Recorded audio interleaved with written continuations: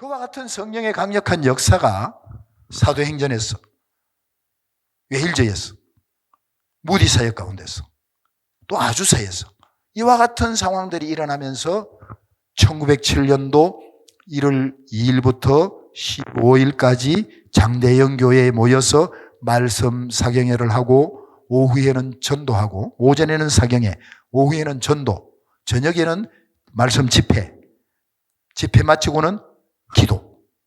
이 집회를 하는데 14일부터 놀라운 성령의 역사가 장대영 교회에서 일어나는 거예요. 그럼으로써 그 1907년 평양대부흥, 그 당시 선교사들이, 카나다에서 온 선교사들이 자기 나라의 선교센터에 보고했던 내용들을 보면요, 놀라운 내용들이 있어요. 지금 이 시간에는 평양대부흥을 이제 우리가 사모하면서, 구하면서, 부르짖으면서 나아가는데요. 그러면 평양대부흥이 뭐냐? 또 평양대부흥의 내용은 어떤 내용들인가? 이 부분을 이 시간 우리가 알고 평양대부흥을 구하면서 나아갈 수 있는 저와 여러분들이 될 수 있기를 바랍니다. 바랍니다. 평양대부흥은요, 첫째 그 배경이요, 사도행전 2장과 1904년도 웨일즈와 1904년도 호주 부흥과 또 1905년도 인도 부흥과 그 다음에 1906년도 아주사 부흥과 이와 같은 각 지역의 그 부흥의, 폭발적인 부흥의 역사들 연장선상에 있는 것이 평양대부흥이에요. 갑자기 한순간에 평양대부흥이 일어난 게 아니고 연장선상으로 평양대부흥이 있었다는 거예요. 그리고 그 배경 중에서는 또 한 가지는 뭐냐 하면은 1907년 그 전우로 인해서, 전우를 살펴보면은요, 이 지리적으로, 정치적으로 우리 조선 사람들의 마음을 가장 낮추어 놨어요. 그리고 조선 사람들의 마음이 하나님의 말씀을 받기에, 하나님의 말씀을 사모하기에 가장 좋은 옥토로 만들어 놓으신 거예요. 왜냐하면 세계 열강들이 우리 조선을 둘러싸고 하는 짓들을 한번 보겠습니다. 하는 짓들을 보면요, 첫째, 일본이요 1876년에 강화조약을 맺습니다. 우리 조선하고. 이때에 일본이 군사력을 동원해서 이 강제적으로 우리 의사하고 상관없이 강화조약을 맺는 거예요. 그리고 1894년에는 청일전쟁이 일어납니다. 우리 한반도를 두고 일본과 중국의 청나라가 전쟁을 일으키는 거예요. 청일전쟁을 하는데 이 청일전쟁의 목적이 뭐냐 하면은요, 한반도를 누가 차지할 것이냐, 그 목표를 두고 청일전쟁이 일어나는 거예요. 우리 조선 사람들은 그 마음이 어떻겠어요? 그 상태가. 여러분 짐작이 가잖아요. 그리고는 1904년에는요 러일 전쟁이 일어납니다. 러시아와 일본 전쟁이 일어납니다. 러시아와 일본 전쟁의 그 목표는 뭐였느냐 하면요, 만주 땅과 우리 조선 땅을 누가 가져갈 것이냐, 그걸 두고 전쟁을 합니다. 1905년에는 을사조약이 있습니다. 일본이 강제로 우리와 을사조약을 하면서 우리 조선의 외교권을 박탈시켜버리는 거예요. 그리고 1907년에는 고종이 퇴위합니다. 이와 같은 이 둘러싸고 있는 열강들이 우리 조선을 정말 짓밟고 무시하고, 나라 취급도 아니고 조선 사람은 사람 취급도 안 하는 거예요. 그러다 보니까 조선 사람들의 마음이 낮아질 대로 낮아 있는 거예요. 저는 이 말씀을 보면서요, 교만하면 하나님이 떠나신다. 교만하면. 이건 어느 누구도 예외 없습니다. 나는 그렇지 않습니다. no. 절대 예외가 없습니다. 그러니까 부하고 풍성한 것만이 복이 아니에요. 우리의 마음이 겸손할 때, 우리 마음이 하나님 앞에 온전히 굴복할 때, 그때 하나님이 주시고 그때가 복이 있는 줄 믿습니다. 그러니까 이 조선 땅에 1907년 이 대부흥이 있기 이전에 배경이 이런 배경이에요. 또 한 가지 배경은 뭐냐 하면은 원산에 하디를 중심으로 해서 전국의 말씀 사경회가 진행이 되고 있었어요. 평양에서만 부흥이 있었는 것이 아니고 평양 대부흥이 있기 전까지 전국의 군데군데마다 말씀 사경회들이 일어나고 있었다 이 말이에요. 이와 같은 배경 속에서 평양 대부흥이 일어난 거예요. 그런데 이 평양의 대부흥의 근원이라고 할 수 있는, 기원이라고 할 수 있는 부분은 역시 하디 선교사님이에요. 하디 선교사님 원산에 오셔가지고 캐나다에서 토론토 대학 의과대학을 나와서 의사잖아요. 의사로 여기 왔어요. 와가지고는 이 치료하고 병원을 하면서 얼마나 교만했는지 우리 조선 사람들이 차라리 내가 아파서 죽지 하디한테 진료받으러 안 가겠다는 거예요. 그러다 보니까 수년을 여기서 선교를 했는데도 열매가 하나도 없어. 그런데 두 분의 여선교사님이 중국에서 사역하다가 중국에서 한 사건으로 인해서 추방이 되어졌어요. 추방이 되어지면서 그 원주 지역으로 오게 된 거예요. 거기에서 선교사님 두 분이 기도회를 시작했는데 거기서 점점 몇 명씩 모아져 가지고 그때 한 20-30명이 됐을 때에 이제 하디 선교사를 강사로 초청해. 기도회 강사로. 초청받았을 때에 이 하디가 말씀을 준비하면서 하나님 앞에 깨어지기 시작합니다. 회개하기 시작하는 거예요. 이 하디가 자기의 죄를 어떤 죄를 회개하느냐면요. 먼저 자기가 학력 때문에 교만해졌던 것을 회개하는 거예요. 그 당시 조선 사람들은 문명이 많잖아요. 또 먹고 사는 건 그 당시 조선은 1900년도 조선이 어떻겠어요? 그러니까 이 사람 취급, 미개인 취급하겠죠. 그럼으로써 그 교만이 자기 마음에 자리 잡고 있으니까 사랑하는 섬기는 마음이 있겠어요? 없잖아요. 그리고 직업이 의사예요. 또 교만해요. 의사들은 그때나 지금이나 교만한 것 같아요. 그 다음에 자기는 백인이라는 거예요. 백인. 황인종 중에서도 너무나 못 살고 있는 이 사람들 보니까 자기하고는 비교도 안 되고 게임도 안 되는 거예요. 그러니까 그 교만. 이러면서 회개하면서 그 기도회에서 같이 회개하면서 말씀을 전하고 기도회를 이끌었는데 거기에 회개하는 가운데 성령이 강력하게 임하신 거예요. 그래서는 거기에 모였던 모든 사람들이 성령을 같이 받은 거예요. 같이 뒤집어진 거예요. 그러면서 이 하디가 고백하는 고백이 뭐냐면 하나님이 나를 복음 전가하는 도구로 사용할 계획을 갖고 계신다는 데에 대해서 확신을 갖게 되었다는 그 고백을 하고 있는 것을 볼 수 있습니다. 자기가 회개하고 나니까 이제 교만한 부분이 다 회개되고 나니까 이제 마음이 낮아진 거예요. 그리고 난 뒤에 다시 이제 기도회를 마치고 성령 충만 받고 너무 기쁘고 감사해서 성령 받으면요 변화됩니다. 변화됩니다. 이 하디가 변화되고 나니까 병원에 가서 이제 진료를 보는데 그때부터 사람들이 찾아오기 시작하는데 그 환자들이 뭐라 그러냐면 하디의 손만 잡아도 병이 낫더라는 거예요. 그러니까 많이 몰려오겠죠. 그러면서 자기는 복음 전하는 사명자로 하나님이 자기를 부르셨다는 확신을 가지고 그때부터는 여기 저기 초청되는 곳마다 가는 곳마다 사경회를 열고 기도회를 인도하면서 뜨겁게 기도하니까 그들에게도 그 자리에도 성령이 임하는 거예요. 그러다 보니까 그때부터 하디는 강원도로 서울로 개경으로 각 지역을 다니면서 계속 집회를 하면서 가는 곳마다 놀라운 역사들이 나타나게 되는 거예요. 그리고 또 어떤 현상들이 있었냐면 그 당시에 장대연 교회에서도 1907년도 사경회 외에 또 사경회를 했는데 그때에 거기에서는 뭐냐면은 강사가 이 존 스톤이 뭘 어떻게 선포하느냐면은 지금 여러분 가운데 그 외일저 부흥을 설명하면서 정말 폭발적인 부흥을 일으킨 그 에반 노버처 그가 외일저와 전 유럽과 미국과 전 세계에 엄청난 놀라운 역사를 일으켰던 것처럼 여러분 가운데 평양을 중심으로 우리 한반도에 외일저와 같은 그런 폭발적인 부흥의 주역이 되고 싶은 사람은 손을 드세요 하니까 누가 들었냐면은 길선주 장로가 손을 든 거예요. 같이 기도했어요. 성령이 임했어요. 길선주 장로가 성령 충만을 받은 거예요. 성령을 받은 거예요. 그리고 난 후에 이 길선주 장로가 1906년 12월 12일부터 22일까지 선천에서, 북한 땅이죠. 선천에서 사경회를 하는데 그때에는 길선주 장로의 메시지를 통해서 김익두 조사가 은혜를 받은 거예요. 깨어지고 뒤집어진 거예요.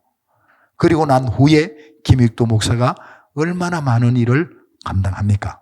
이와 같은 현상과 함께 하디 선교사와 함께 평양대부흥의 기초가 되는 거예요. 평양대부흥은 1907년 1월 2일부터 1월 15일까지 진행이 되는데 1월 5일까지는 아무런 반응이 없어요. 냉랭하고 그냥 그대로였어요. 그대로였는데 6일 날에 브레어라는 선교사가 말씀을 선포하는데 그때에 조금 은혜가 임한 거예요. 거기 모인 사람들이 은혜를 조금 체험했는데 6일 날 그렇게 체험하고 난 후에 13일 날 저녁에는 집회를 하는데 은혜가 완전히 사라져버린 거예요. 냉랭한 거예요. 그러면서 이 표현을 어떻게 표현하느냐면은 노쇠로 지붕을 만들어가지고 성도들의 기도가 그 노쇠를 뚫고 하나님 앞에 올라가야 되는데 뚫지를 못하는 거예요. 그러니까 정말 냉랭하고 정말 고통스러우니까 길선주 장로가 뭐라고 표현하느냐면 여러분 지금 다 시체야? 완전히 죽은 사람들이야? 이렇게 얘기할 정도로 그만큼 냉랭하고 다 눌렸던 것 같아요. 여러분 영적인 삶을 살다 보면은 충만할 때가 있고 때로는 어둠에 눌릴 때가 있잖아요. 눌리면 어떻습니까? 막 몸도 굳어 오고 영적으로도 마비 오잖아요. 아무 생각 없잖아요. 기도가 안 되잖아요. 여러분 우리가요 성령 충만뿐만 아니라 우리가 사역, 전도, 교회 부흥 어떤 목표를 갖고 기도를 하든 기도하면 하나님이 응답을 하시는데 즉각 응답하실 때도 있고 아니면 하나님의 때에 응답하시는 거예요. 때로는 노 하시는 거예요. 그러니까 우리가 기도하면서 우리의 기도는 하나님이 어떤 기도든 하나님이 들으신다는 그 믿음을 가지고 기도해야 할 줄 믿습니다. 그리고 끝까지 기도해야 되는 거예요. 끝까지. 그러니까 기도하다 보면은 어떤 데는 어둠의 역사로 인해서 완전히 깜깜하고 완전히 절망 속에 빠질 수가 있잖아요. 그러나 그것도 응답되는 과정에 있다는 것을 우리가 인식할 때에 힘들어할 이유가 없이 편안하게 이렇게 넘어가면서 기도하면 될 줄 믿습니다.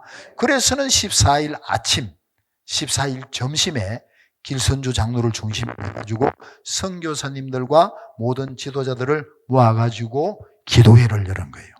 기도회를 열어서 이 장대영 교회 이 집회 가운데 성령 하나님 웨일즈의 부흥, 아주사의 부흥을 허락해 주시옵소서.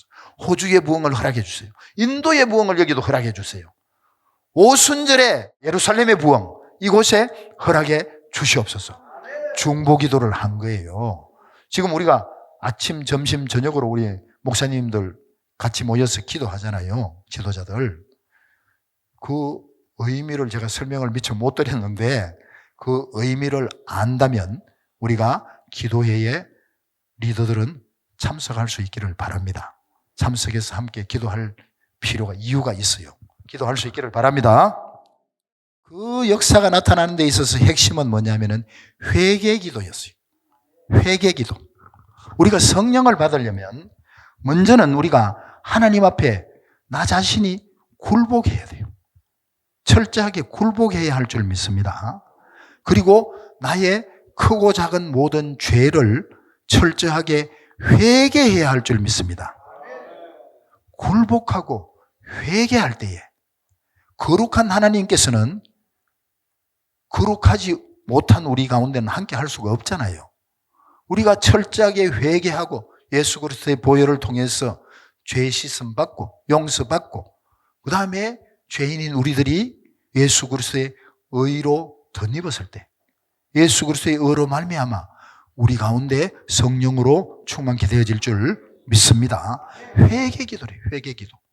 이 회개 기도를 하는데 이 당시에 회개, 어떤 회개들을 하냐면 길선주 장로가 제일 먼저 회개를 하게 됩니다. 장로 같으면은 보통 리더 아닙니까? 그 당시 조선 사람은 그 목사가 없었으니까 제일 리더예요.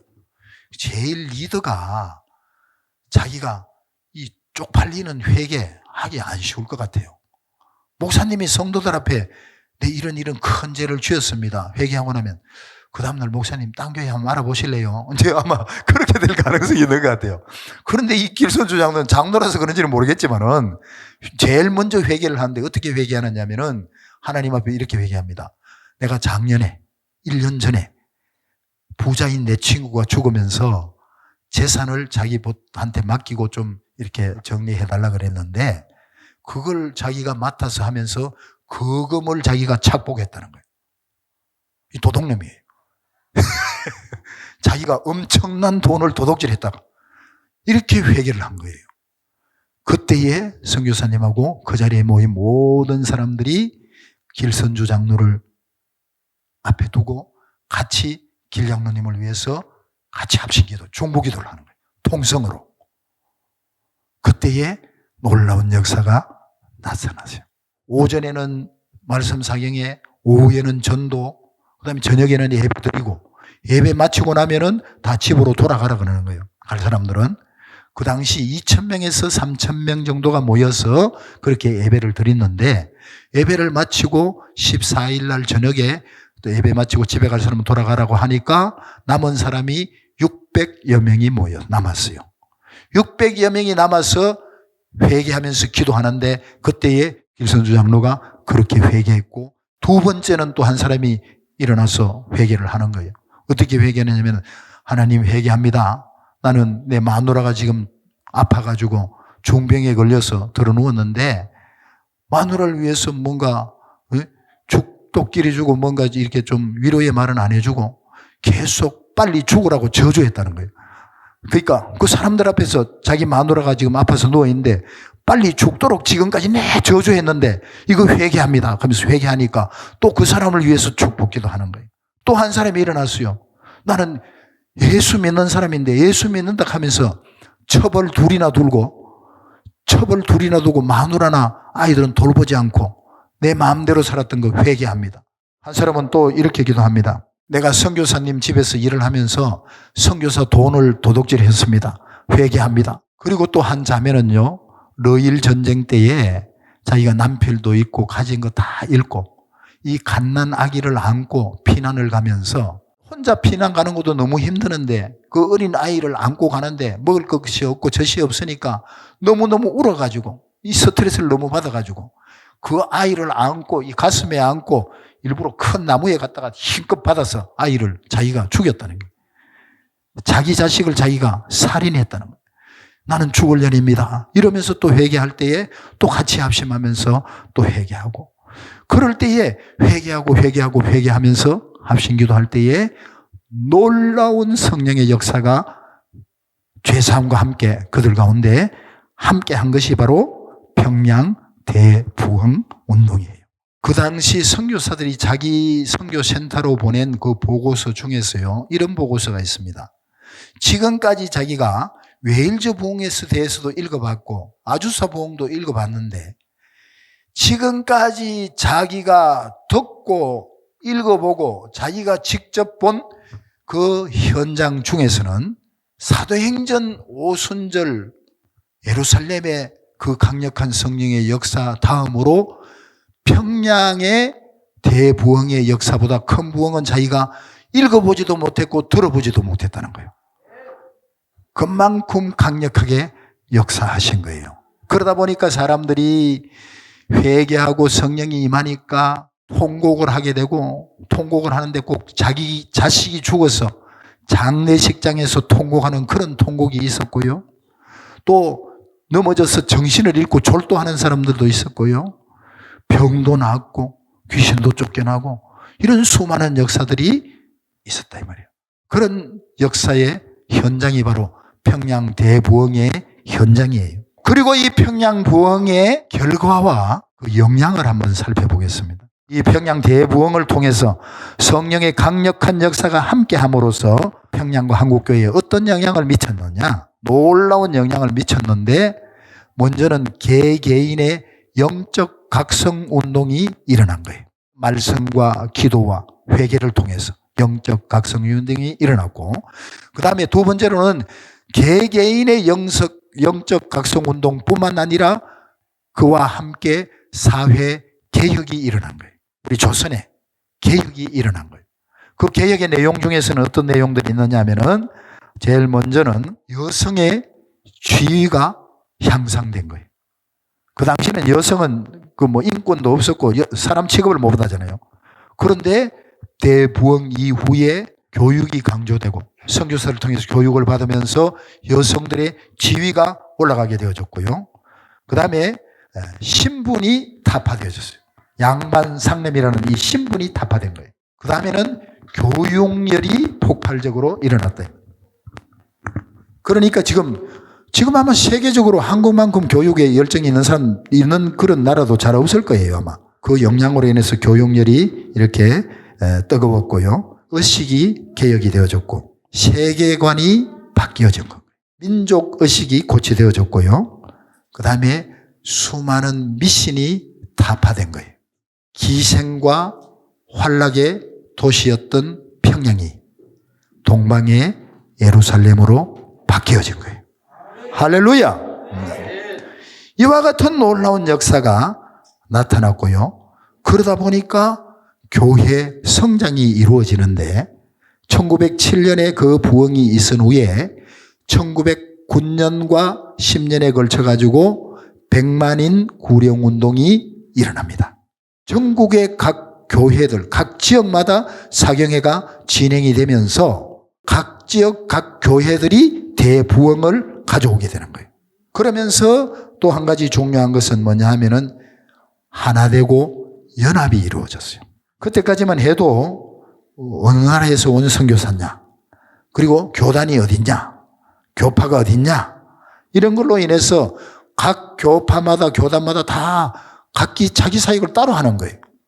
그런데 이 대부흥을 기점으로 해서 그 맺는 열매는 뭐냐 하면은 나라를 초월해서 교단과 교파를 초월해서 다 연합해서 함께 교육하고 함께 의료 선교하고 함께 해외에 복음을 전하고 함께 문서 선교하고 함께 성경 번역 사역을 하게 된 거예요. 그럼으로써 한국의 그 평양의 폭발적인 대부흥이 100만인 구령으로부터 쭉 이어져 와가지고 지금 현재의 한국의 부흥까지 오게 된 줄 믿습니다. 조나단 에드워즈는 이렇게 말합니다. 부흥은 하나님의 선물이다.